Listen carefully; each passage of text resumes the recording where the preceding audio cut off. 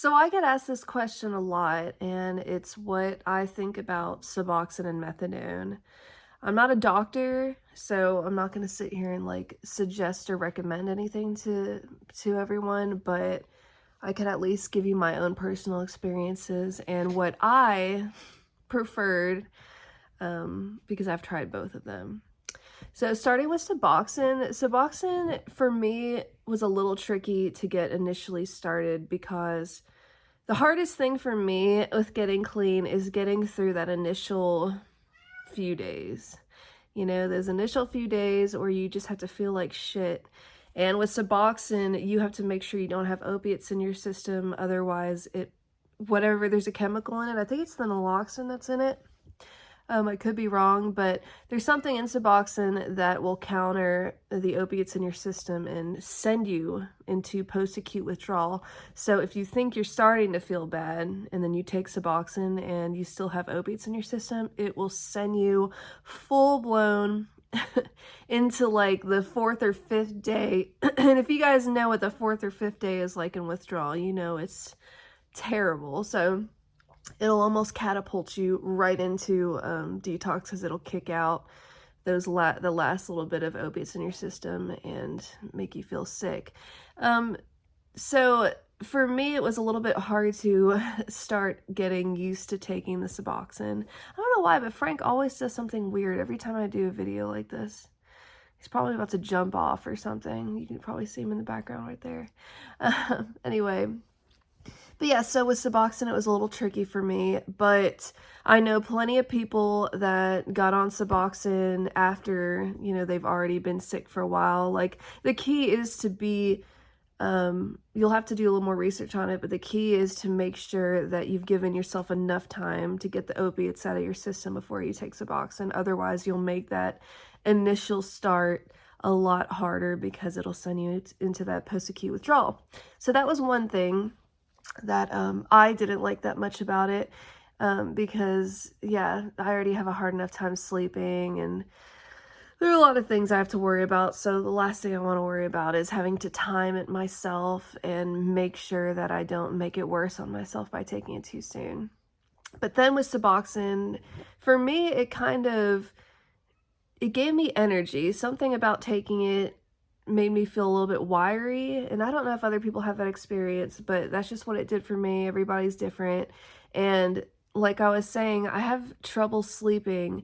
That is like probably the biggest struggle I have when I'm in early detox, because not sleeping on top of feeling all those other symptoms will just drive you absolutely batshit crazy.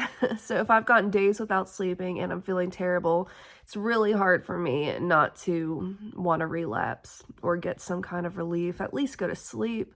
I've tried NyQuil, melatonin. I would try anything just to go to sleep, and my brain would have me tricked to where I'd think the only thing that could help me sleep is opiates. Like, that's how bad it would get. So yeah, the way that Suboxone naturally made me feel was a little bit more awake. It wasn't quite as calming to me. And I'm sure maybe over time, if I had really given it a chance, then maybe it would have leveled out and I would have gotten used to it. But I never really gave Suboxone a full-blown chance after that, because I attempted it a couple times. There were a couple times where I took it and it wasn't too early to take it.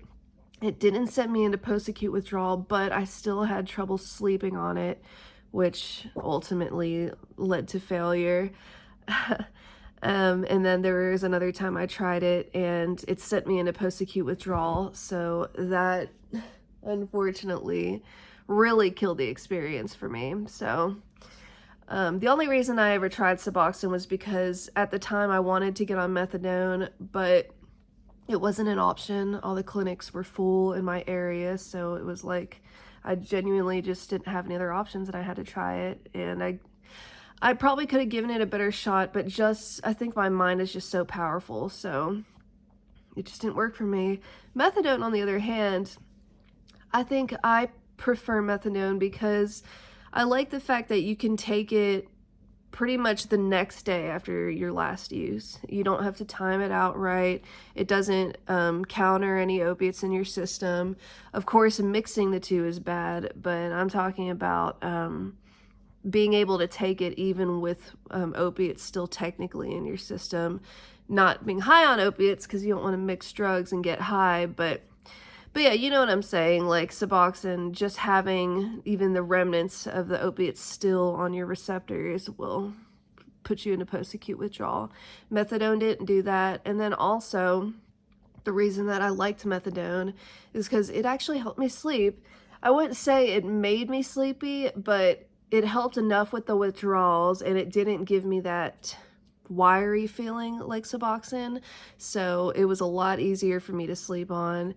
And technically, methadone is an opioid. It can all be kind of confusing. You should do your research. It sounds like you're just doing another opiate, but really you're not. You're not getting the euphoric, high that you would get from like other opiates. These drugs are meant to naturally get your brain used to, just like to transition at least off of the opiates without completely cold turkeying it, which you can do it cold turkey, but it just makes it really hard. Cold turkey detox is very hard. I've been able to do it before, but it really is a terrible experience. At least for me, it's a terrible experience for me because I go days without sleeping and I'm just sick. Like, I'm just so sick. So maybe for other people, their detox is not that bad, but for me, it's terrible. And having that extra help really made a difference. Methadone actually, it made it to where I almost didn't feel withdrawal at all, and I was able to sleep on it. So if sleep is something that is a concern for you when you're trying to get clean through detox, methadone might be the better option, just based off of how it made me feel also. And the fact that you don't have to wait that 2 to 3 days like with Suboxone. You can just go ahead and take it right away and start getting used to taking that. Now, I think the goal with all of this is to do it temporarily, just so you can wean yourself off of that drug that's killing you and then get used to a new normal. But the goal, of course, is to only stay on these programs for a certain amount of time. But a big argument that people have is they'll say you're not supposed to do it over a certain amount of time, otherwise you're just trading one drug for another.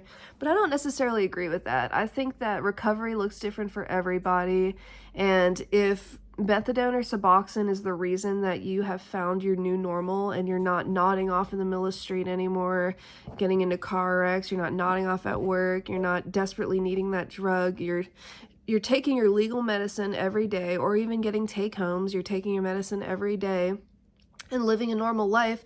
If that is your normal, stick with it. And if you're not ready to wean off of that, then don't.